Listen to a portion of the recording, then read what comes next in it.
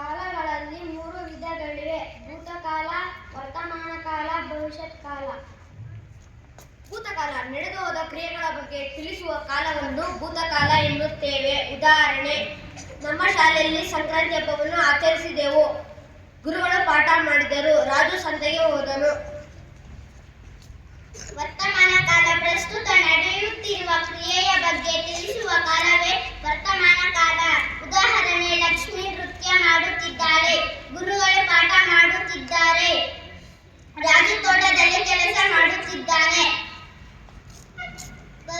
ಭವಿಷ್ಯತ್ ಕಾಲ ಮುಂದೆ ನಡೆಯುವ ಕ್ರಿಯೆಯ ಬಗ್ಗೆ ತಿಳಿಸುವ ಕಾಲವೇ ಭವಿಷ್ಯತ್ ಕಾಲ. ಉದಾಹರಣೆ, ನಾನು ಬೇಸಿಗೆ ರಜೆಯಲ್ಲಿ ಊರಿಗೆ ಹೋಗುತ್ತೇನೆ. ನಾನು ದೊಡ್ಡವಳಾಗಿ ನನ್ನ ತಂದೆಗೆ ನೆರವಾಗುತ್ತೇನೆ. ನಾನು ಮುಂದೆ 4